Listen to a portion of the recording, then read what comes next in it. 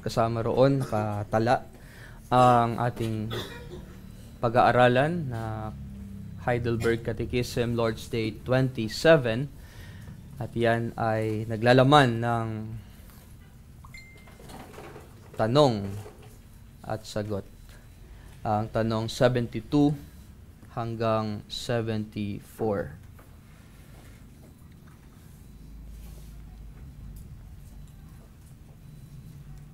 Aking babasahin at sana ay sundan ninyo ng inyong paningin. Tanong 72. Ang panlabas ba na bautismong ito ng tubig ay nakapaghuhugas mismo ng kasalanan? Sagot, hindi sa anumang paraan, sapagkat ang dugo ni Hesus Kristo lamang at ang Espiritu Santo ang makalilinis sa atin mula sa lahat ng kasalanan. Tanong 73. Kaya nga, bakit tinatawag ng Espiritu Santo ang bautismo na paghuhugas ng muling kapanganakan at ang paghuhugas ng mga kasalanan? Sagot, sa ganito nagsalita ang Diyos na may dakilang kadahilanan. Ito ay hindi lamang ang maturuan tayo na gaya sa karumihan ng katawan na nilinis ng tubig, kung kaya ang ating mga kasalanan ay inalis sa pamamagitan ng dugo at Espiritu ni Hesus Kristo, ngunit lalo na sa pamamagitan ng banal na pangako at tanda. Tinitiyak niya sa atin na tayo ay spiritual na nalinis mula sa ating mga kasalanan na gaya mismo sa panlabas na pagkahugas sa tubig. At kung yung mga tanong na yan, 72 hanggang 73, maaalala ninyo sa mga nakaraang Lord's Day, more of yan ay nabigyan natin ng diin. At sa sermon natin ngayon, ang mas maha-highlight ay ang tanong at sagot 74. Ganito ang sabi, tanong na 74, ang mga sanggol ba ay dapat din bautismuhan? Sagot, oo. Dahil sila man, gaya ng mga matatanda, ay kasama sa tipan at iglesia ng Diyos. At yamang mula sa katubusan sa kasalanan sa pamamagitan ng dugo ni Kristo at ng Espiritu Santo. Ang may akda ng pananampalataya ay ipinangako sa kanila tulad sa mga matatanda. Kaya marapat na silang bautismuhan bilang tanda ng tipan, dapat din tanggapin sa Kristiyanong iglesia at ibukod sa mga anak ng mga hindi mananampalataya, gaya ng ginawa sa lumang tipan sa pamamagitan ng pagtutuli, sa halip ang bautismo ay naitatag sa bagong tipan. Tayo tumungo sa pagbasa naman ng salita ng Diyos bilang ating reference.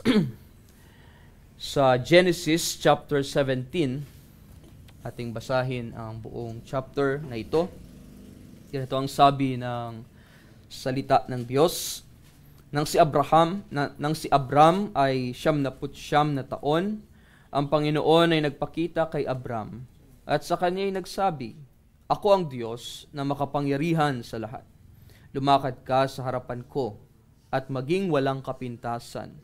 At ako'y makikipagtipan sa iyo at ikaw ay aking labis na pararamihin. At nagpatira pa si Abram. At sinabi ng Diyos sa kanya, Para sa akin, ito ang aking pakikipagtipan sa iyo. Ikaw ang magiging ama ng maraming bansa. Ang pangalan mo ay hindi na tatawaging Abram, kundi Abraham ang magiging pangalan mo. Sapagkat ikaw ay ginawa kong ama ng maraming bansa. Ikaw ay gagawin kong mayroong napakaraming anak at magmumula sa iyo ang mga bansa at magbubuhat sa iyo ang mga hari. Aking itatatag ang aking tipan sa iyo at sa iyong binhi, kahit sa iyong pagkamatay sa buong lahi nila. Isang tipang walang hanggan upang maging Diyos mo at ng iyong binhi. At ibibigay ko sa iyo at sa iyong binhi pagkamatay mo ang lupain kung saan ka ngayon ay isang dayuhan, ang buong lupain ng Kanaan bilang pag-aaring walang hanggan. At ako ang magiging Diyos nila. Sinabi ng Diyos kay Abraham at tungkol sa iyo, Iingatan mo ang aking tipan, ikaw at ang iyong binhi pagkamatay mo sa buong lahi nila. Ito ang aking tipan na inyong iingatan. Ang tipan natin at ng iyong binhi pagkamatay mo. Ang bawat lalaki sa inyo ay tutuliin. Inyong tutuliin ang balat ng inyong maselang bahagi, at ito ang magiging tanda ng aking tipan sa inyo. Sa inyong buong lahi, bawat lalaking may gulang na 8 araw sa inyo ay tutuliin, maging ang aliping ipinanganak sa inyong bahay, o ang binili ng salapi sa sinumang taga-ibang lupa na hindi sa iyong lahi. Ang aliping ipinanganak sa bahay at ang binili ng iyong salapi ay dapat tuliin, at ang aking tipan ay makikita sa iyong laman bilang tipang walang hanggan. Ang sinumang lalaking hindi tuli, na hindi tinuli ang balat ng maselang bahagi, ay ititiwalag sa kanyang bayan. Sinira niya ang aking tipan. At sinabi ng Diyos kay Abraham tungkol kay Sarai na iyong asawa, huwag siyang tatawaging Sarai, kundi Sara ang magiging pangalan niya. Siya'y aking pagpapalain at bibigyan kita ng anak sa pamamagitan niya. Siya'y aking pagpapalain at siya'y magiging ina ng mga bansa. Ang mga hari ng mga bayan ay magmumula sa kanya. Na magkagay nagpatira pa at tumawa si Abraham. At sinabi sa kanyang sarili, magkakaanak pa kaya ang isang tao na 100 taong gulang na? Manganak pa kaya si Sara na 70 taong gulang na? At sinabi ni Abraham sa Diyos, bakit hindi na lang si Ismael ang magmana ng mga pangako ninyo sa akin? Sinabi ng Diyos, hindi. Ang iyong asawang si Sara ay tiyak na magkakaanak sa iyo, at tatawagin mo siya sa pangalang Isaac. Itatatag ko ang aking tipan sa kanya bilang isang walang hanggang tipan, at sa kanyang lahi pagkamatay niya. Tungkol kay Ismael ay narinig kita. Pinagpala ko siya at siya'y gagawin kong mabunga at lubos kong pararamihin. 12 prinsipe ang kanyang magiging anak, at siya'y gagawin kong malaking bansa. Aking itatatag ang aking tipan kay Isaac na ipapanganak sa iyo ni Sara sa panahong ito sa taong darating. Pagkatapos makipag-usap sa kanya, ang Diyos ay pumaitaas na mula kay Abraham. Ipinagsama ni Abraham si Ismael na kanyang anak at ang lahat ng ipinanganak sa kanyang bahay at ang lahat ng binili niya ng kanyang salapi, ang lahat ng lalaki sa mga kasambahay ni Abraham at kanyang tinuli ang balat ng maselang bahagi ng kanilang katawan ng araw ding iyon, ayon sa sinabi ng Diyos sa kanya. Si Abraham ay 79 na taong gulang nang tuliin ang balat ng kanyang maselang bahagi, at si Ismael ay 13 taon nang tuliin ang balat ng kanyang maselang bahagi. Ang araw ding iyon ay tinuli si Abraham at si Ismael na kanyang anak, at lahat ng lalaking kasambahay niya, maging ang mga aliping ipinanganak sa bahay niya at ang mga binili ng salapi sa taga-ibang lupain ay tinuling kasama niya. Mga minamahal na kapatid sa ating Panginoong Hesukristo, alam nating lahat ang salitang tipan sa Ingles ay covenant, at yung salitang iyan para sa atin ng mga Reformed believers ay napakahalaga. Madalas nga natin yang naririnig o perhaps nababasa, naririnig sa mga pangangaral o mga sermon, naririnig rin tuwing nananalangin si pastor. At ito, sa ating pagbabasa ng salita ng Diyos. Naririnig din natin iyan sa mga tanda at tatak na nakikita na siyang itinalaga ng Diyos, ang banal na bautismo at ang banal na hapunan. So alam natin, mga kapatid, na ang tipan ng Diyos ay napakahalaga. Ngunit tulad ng mga salita mula sa kasulatan, maaaring hindi natin ito lubos na nauunawaan. Lubos na nauunawaan ang tunay talaga nitong kahulugan. At may mga salita na kapag madalas nang ginagamit, madalas na nating naririnig, inaakala nating ito'y alam na natin. Kamukha ngayon, narinig natin ang salitang tipan. Ang una agad reaksyon natin ay alam ko na yan. Alam ko na ituturo yan ni Pastor. Sa pagtipan, alam ko na yan. Pero paano kung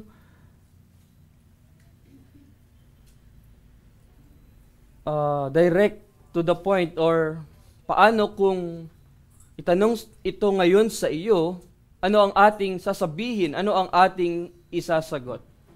Baka mangyari, kunin natin ang ating cellphone, tapos punta tayo sa Google, i-search natin kung anong ibig sabihin ng salitang covenant o tipan bago tayo makapagbigay ng mahusay o maayos o tumpak na kasagutan patungkol sa salitang tipan.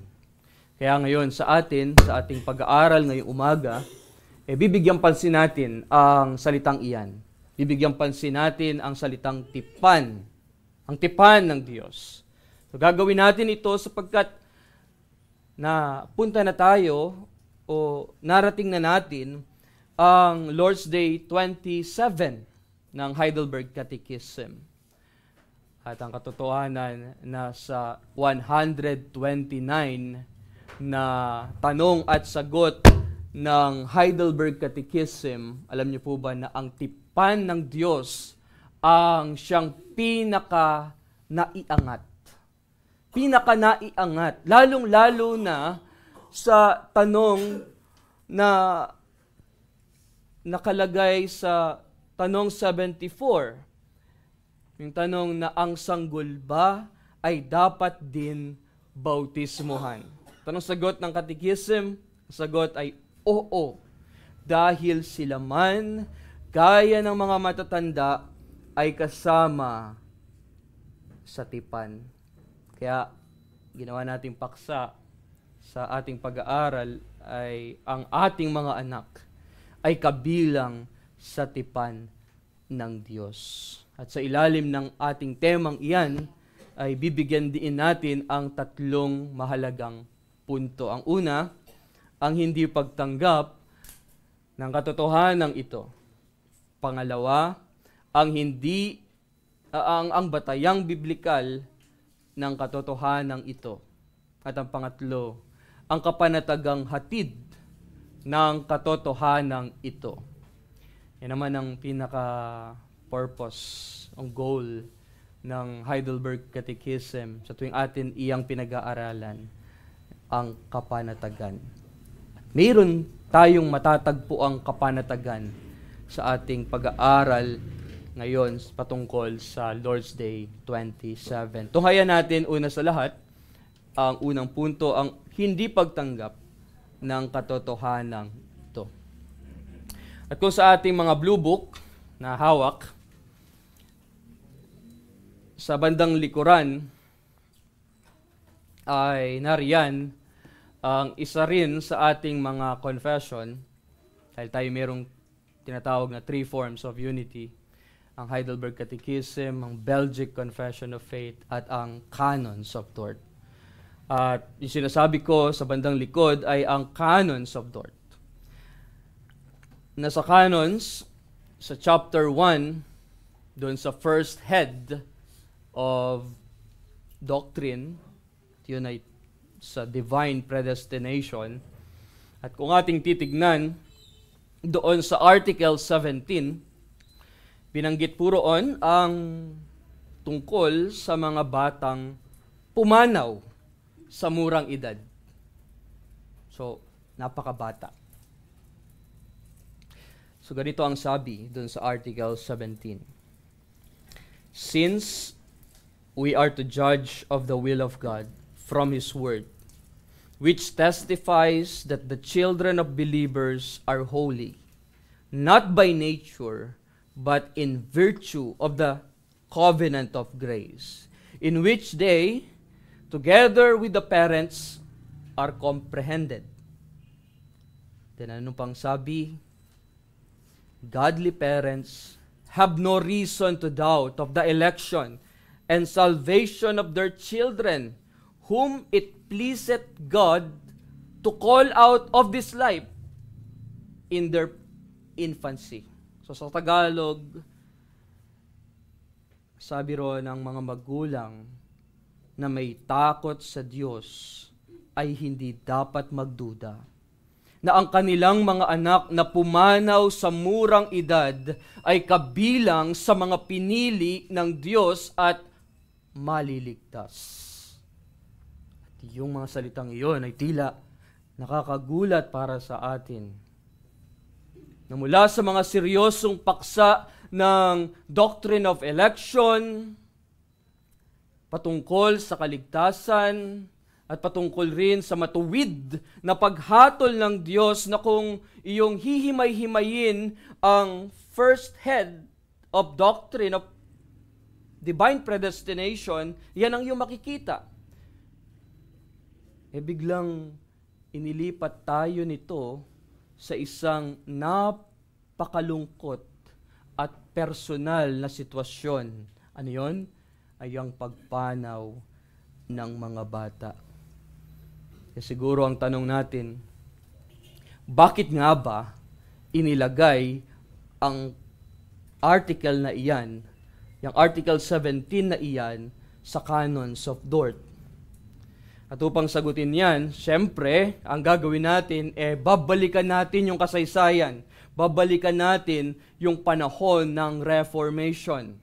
Nanooy, muling natuklasan ng mga Kristiyano ang mga totoong turo, totoong aral, o totoong doktrina ng kasulatan. At kabilang na ang doctrine of election. Na sa simula hindi ito gaanong pinagtutuunan ng pansin dahil malinaw naman sa mga Kristiyano, malinaw naman sa mga mananampalataya ang patungkol sa mahalagang doktrina ng pagpili. Ngunit pagsapit ng 17th century, nagkaroon ng pagtutol mula sa mga tagasunod ni Jacob Arminius. At ang isa sa kanilang mga argument ay ito, and I quote, sabi nila, kung hindi lahat ay pinili ng Diyos, ibig sabihin, may mga anak ng mananampalataya na maaaring mapunta sa impyerno. So, inakusahan nila ang mga reformers na malupit at walang awa. At sinubukan nilang sirain ang trust o tiwala ng mga magulang sa doktrina ng election na sinabayan pa ng katotohanang madalas noong o karaniwan noong panahon na iyon ay maraming namamatay na mga bata.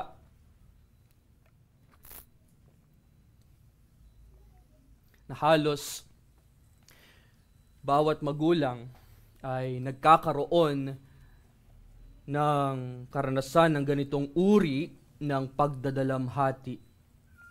Kaya naging napakalakas ng hatak ng kanilang argumento sa damdamin ng mga tao.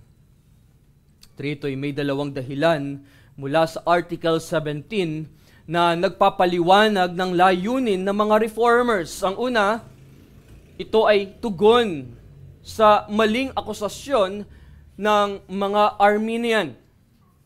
Ang totoo, hindi nila kailanman itinuturo na ang mga anak ng mananampalataya ay itinatapon ng Diyos sa impyerno.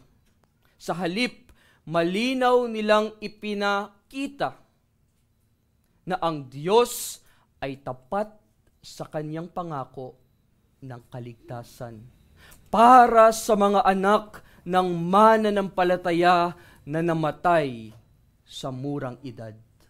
At ang pangalawa, tinutuwid din ng Article 17 ng maling aral ng Arminians na nagsasabing lahat ng bata, kahit hindi anak ng mananampalataya, ay automatic ligtas. Na sa kanilang pananaw, walang election o reprobation sa mga bata dahil wala pa raw silang kakayahang manampalataya o tumanggi sa pananampalataya.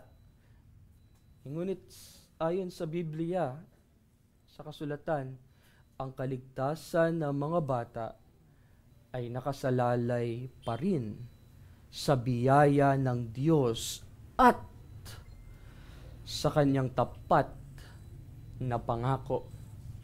At take note, ang Article 17 ay hindi lamang isang theological na pagpapaliwanag o paliwanag. Ito man ay para sa atin, ito man ay isang pahayag na nagbibigay sa atin ng pag-asa, lalo na sa mga magulang na nakaranas na ang kanilang anak sa murang edad ay namatay. Pag-asa sa mga magulang na nagdadalamhati, na pinapaalalahanan tayo na ang Diyos ay tapat sa kanyang mga pangako. At ang kanyang mga pangakong iyan ay sagana, punong-puno ng biyaya. Kaya mga kapatid, hindi natin kailangang magduda. Mga magulang, hindi natin kailangang magduda sa katapatan para sa kanyang katapatan para sa ating mga anak. Na kahit sa gitna ng kalungkutan, maaari tayong makakita, makasumpong ng pag-asa sa kanyang mga pangako na ating aalalahanin. Palagi alalahanin natin na ang Diyos na siyang tumawag sa atin ay ang Diyos ding nag-aalaga sa ating mga anak. Nag-aalaga, pumapatnubay, gumagabay, hindi lang sa atin, maging sa ating mga anak. Ang Diyos ay hindi nagbabago. At ang kanyang mga pangako ay nananatiling totoo magpakailanman. Pangalawa, ang batayang biblikal ng katotohanan ito. Ang tanong na, ano nga ba ang sinasabi ng Biblia patungkol sa mga bata? Ano ang kanilang kalagayan sa harapan ng Diyos? Ang sagot natin, una sa lahat, ay malinaw na tinuturo ng kasulatan na ang kalagayan nila, hindi lang tayo, kasama sila, bata man o matanda, ay ipinanganak na makasalanan. Sabi ng Romans 5 verse 18, kaya kung paano sa pamamagitan ng isang pagsuway, si Adan, ay dumating ang kahatulan sa lahat ng tao. So, ibig sabihin, lahat ng tao, anuman ang kanyang edad, anuman ang kanyang lahi, ay kasama sa kasalanan ni Adan. Sa kasaysayan ng iglesia, hindi bago ang paglitaw sa atin ng mga maling katuruan o aral o doktrina tungkol sa kalagayan ng tao. Again, let's say, sa mga Arminians, may maling pananaw sila na ang orihinal na kasalanan ay hindi ganoon kalala o kagrabe ang epekto nito sa atin. Sinasabi nila, huhusgahan lang tayo ng Diyos base sa mga kasalanang sadyang ginagawa natin.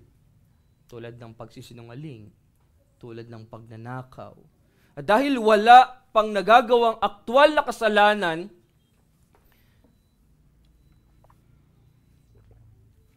dahil wala pang aktwal na nagagawang kasalanan ng mga bata o sanggol, iniisip nila, sinasabi nila na hindi sila mahahatulan.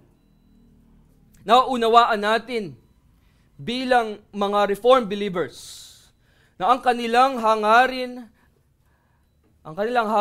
na iligtas ang bawat bata, mananampalataya man at di mananampalataya. Gusto nilang matiyak ang mga batang yan ay makarating sa tahanan ng Diyos, makapunta sa langit na bayan. Subalit, minsan ay nakakaligtaan nilang sundin ang mga turo ng Biblia patungkol sa lalim at kabigatan ng kasalanan. Na ang totoo na mula pa sa saunang araw ng ating buhay, tayo ay nagkasala na. At karapat dapat tayo sa hatol ng Diyos. Lalo, nakaligtaan nila na isama ang napakahalagang katotohanan ng tipan ng Diyos. Nakalimutan nila. Sinasabi ng kasulatan na lahat ng tao, kabilang ang mga bata, ay hindi nakaabot sa kaluwalhatian ng Diyos. Familiar na verse sa Romans 3 verse 23. Gayunpaman, itinuturo din sa atin ng Catechism sa sagot 74 na ang mga anak ng mananampalataya ay naiiba sa mga anak ng mga hindi mananampalataya. So sila, ang mga anak ng mananampalataya, ay kabilang sa tipan at kongregasyon ng Diyos. Nasimula pa sa kanilang kabataan, kasama na sila sa ugnayan ng pag-ibig ng Diyos. At take note, hindi yun nagsisimula kapag tumanda na sila o naghayag na sila ng kanilang pananampalataya. Sinasabi ng Catechism, sila'y bahagi na ng Kristiyanong iglesia mula pa sa simula.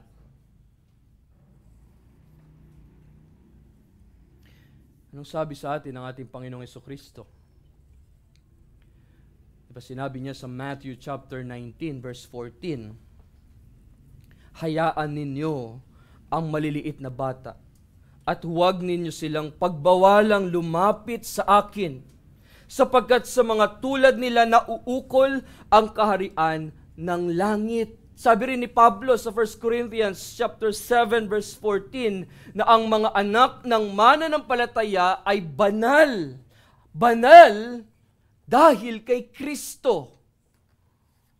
At ito'y dahil sa biyaya ng Diyos sa tipan, na hindi ito dahil sa pagiging mabuti nilang bata, kundi dahil iyan sa tipan ng Diyos. May tipan ng Diyos. Dahil iyan sa pangako sa atin ng Diyos, na sa pamamagitan ng dugo ng ating Panginoong Hesukristo, ang Diyos ay nagbigay ng pangako ng kaligtasan at ang banal na Espiritu, katulad rin iyan ng ipinangako niya, hindi lang sa mga bata, kundi pati sa mga, sabi ng sagot 74, sa mga matatanda.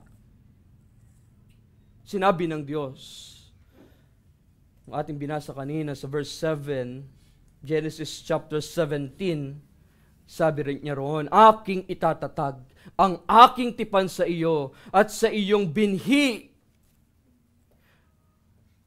Mga bata, kahit sa iyong pagkamatay sa buong lahi nila, isang tipang walang hanggan upang maging Diyos mo at ng iyong binhi. Ngayon ang tanong paano, pastor? Paano ko sasagutin na kung ang isang bata sa kanyang murang edad ay kunin ng Diyos bago pa niya maipahayag ang kanyang pananampalataya o bago pa siya makapagsisi sa kaniyang mga kasalanan. Ano ang mangyayari sa kaniya, Pastor? May share ko lang, actually. Tinanong ko ito kay Unica. Habang ginagawa ko itong sermon, habang nangyari, tumuktok pa siya sa kahoy. At anyway, sinaway ko naman. At biglang sabi niya sa akin, paano naman kasi? Gara naman ng tanong mo. Sabi ko, so ano nga ang iyong sagot? Sabi niya, sa langit. Follow-up question ko, bakit? Di pa naman alam ng bata, or let's say si Frances, di pa niya alam ang tama at mali. Tsaka di pa siya nakakapag-confess ng kanyang pananampalataya. Sabi niya, may tipan ng Diyos. Sabi ko, tama ka. Mga kapatid, ang sagot sa tanong na iyon ay ito. Sa ilalim ng tipan ng Diyos, ang batang iyon na namatay sa murang edad, na anak ng mananampalataya, ay ligtas. Ligtas. At hindi yun dahil sa pagiging tapat ng kanyang mga magulang, kundi ang pinakadahilan niyon ay dahil sa pangako ng Diyos. Kung maalala ninyo, diba't ang pangakong ito ng Diyos ay ang siya ring nagbigay ng malaking kapanatagan o ng malaking pag-asa kay Haring David. Nang mamatay ang kanyang anak kay Bathsheba. Alam natin yung kasaysayan na yon. Na sa loob ng 7 araw, nag-ayuno at nanalangin si David habang may sakit ang bata. Ngunit nang ito'y mamatay, anong ginawa niya? Siya'y huminto. Tumigil siya sa pag-aayuno. Siya'y nagbihis at siya'y sumamba sa Diyos. At nang tanungin siya, lumapit ang kanyang mga lingkod o ang kanyang mga alagad upang siya'y tanungin kung bakit ka huminto? At sinabi niya, kung ating bubuksan sa 2 Samuel chapter 12 verse 22 to 23, sabi niya, nang ang batay buhay pa, ako'y nag-ayuno at umiyak, sapagkat aking sinabi, sino ang nakakaalam kung maaawa sa akin ang Panginoon upang ang batay mabuhay? Ngunit ngayoy, patay na siya. Bakit pa ako mag-aayuno? Maibabalik ko pa ba siya? Ako'y pupunta sa kanya. Yun ang mahalagang word. Ako'y pupunta sa kanya, ngunit siya'y hindi babalik sa akin. Ang sabi niya, ako'y pupunta sa kanya. David was confident that his son would meet him in heaven. May pag-asa si Haring David na muli niyang makakasama ang kanyang anak sa piling ng Diyos. Na siya ring pag-asa, na siya ring ipinagkaloob sa atin ng mga magulang. Kung ikaw ay nagdadalamhati pa rin hanggang ngayon dahil sa pagkawala ng iyong anak, kahit sa gitna ng ating kalungkutan pala, ay makakaasa tayo sa walang hanggang katapatan sa atin ng Diyos. Kaya mga magulang, pakakatandaan natin ito, na ang Diyos ay ang Diyos ng ating mga anak. Mga tatay, mga nanay, ang Diyos ang kanilang Diyos. At kanilang Diyos ngayon at magpakailanman. Ngayon sa pangatlo na ating pag-aaral, ang kapanatagang hatid ng katotohanan ito. Bilang tatay at nanay, yung akala mo, natutunan mo na ang tamang pagpapalaki, tamang paghubog sa iyong mga anak. Akala mo magaling, talagang okay na lahat. Talagang na-build mo na siya. Ang nangyari, may biglang dumating na problema.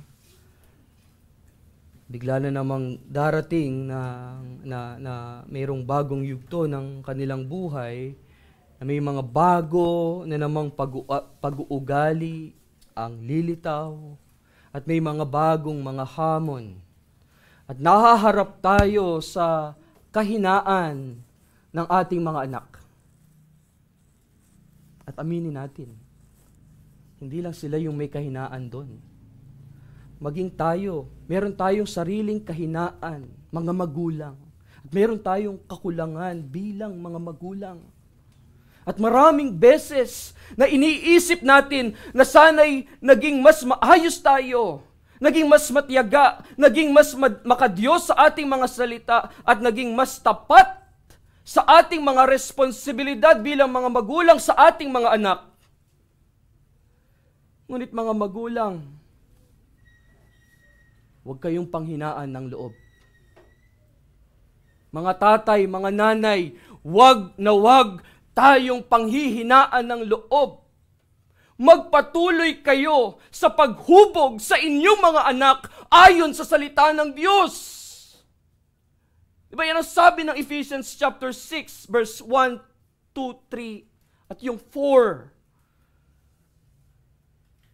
Ang mahalaga ay hubugin natin ang ating mga anak ayon sa salita ng Diyos. At kapag pakiramdam natin mga magulang, na uubos na ang inyong pasensya sa inyong mga anak, humingi kayo ng panibagong lakas sa Diyos at ibibigay niya ito. Na kapag hindi na ninyo alam ang inyong gagawin, hindi na ninyo alam kung papaano siya patitinuin, hingin ninyo ang kanyang karunungan. Ang karunungan ng Diyos, at ipagkakaloob niya ito. Mga nanay o mga tatay at nanay, maaasahan natin ang tulong mula sa Diyos sa inyong mga ginagawa. At dito'y pinapaalala sa atin, mga magulang, na ating tipunin ang ating mga anak. Bigyan natin ng halaga ang family devotion. Nag-aaral ng salita ng Diyos at nananalangin magkakasama. Gawin natin ito. Let's say, bago tayo matulog sa gabi,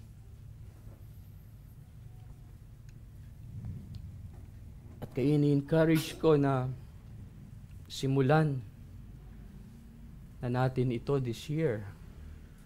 O ibalik na natin ito sa loob ng ating mga tahanan kung tayo man ay nahinto sa ganitong gawain.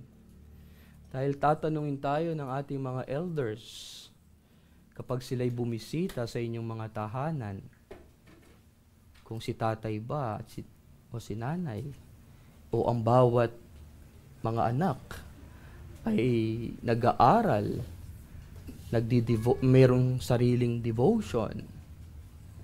Itatanong yan dahil parte yan ng kanilang tungkulin o duty, ang pag-o-oversight. Mamaya bumisita sa inyo si Elder Eric, si Pastor, si Elder Glenn at Elder Ronald. At hindi lingid sa ating kaalaman, may mga magulang tayo rito na tila pagod na sa pagpapalaki ng kanilang mga anak. Na noong araw yung kanilang anak na iyon ay sumusunod sa mga turo ng pananampalataya, ngunit sa isang iglap, nahulog sa maling mga desisyon sa buhay at nagpapakita ng hindi magandang pag-uugali. At oo, may mga magulang tayo ritong hirap na at nag-aalala. Iniisip nila kung saan sila nagkamali at kung paano nila mapapalakas ang pananampalataya ng kanilang mga anak. Yung kanilang anak na tila naliligaw. Mga magulang, sa kabila ng lahat ng ito, ang katotohanan ng tipan ay nagbibigay kapanatagan para sa atin. May kapanatagang hatid ang katotohanan ito. Hindi niya pababayaan ang kanyang mga anak. At kahit na dumaan tayo sa ganitong klase ng pagsubok, may tiwala tayo na patuloy ang kanyang tulong at pagpapatawad at sa tamang panahon, muling ibabalik ng Diyos ang kanyang anak sa kanyang mga kamay. At take note, walang naliligaw na hindi maaabot ng Diyos. Wala ni isa man ang mawawala na lampas sa kanyang tanaw. Ang ating mabuting pastol, ang ating Panginoong Hesukristo ay kilala ang bawat isa sa kanyang mga tupa at tinatawag sila niya sa kanilang pangalan. Kaya mga kapatid, mga minamahal, ipamuhay natin ang mayamang katotohanan ito na may tipan ang Diyos. Na ang ating mga anak ay bahagi o kabilang sa tipan ng Diyos. Dahil ito ang siyang makapagbibigay sa atin ng kumpiyansa, makapagbibigay sa atin ng malaking pag-asa, makapagbibigay sa atin ng lakas ng loob. Itong pangako na ito ng Diyos.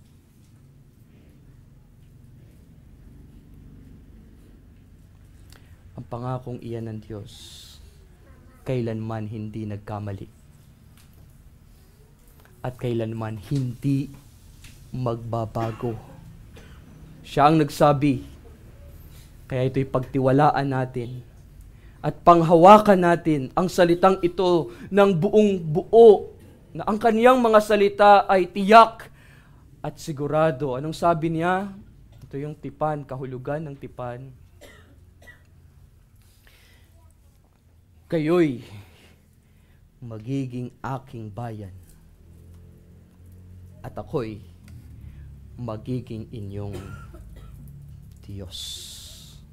Aking itatatag sa iyo ang aking tipan at sa iyong binhi. Amen. Tayo manalangin sa Panginoon. Dakila naming Diyos, marami pong salamat sa salitang ito na aming narinig at punong-puno ng mga katotohanan na dapat o siya naming ipamuhay, pagtiwalaan at papanghawakan sa buhay na ito. Ang tipan ng biyaya sa aming mga anak, sila'y kabilang bahagi ng iyong tipan. Salamat dahil tapat ka sa iyong mga pangako. At nagtitiwala kami na iyon ay hindi magbabago. Na kami bilang pamilya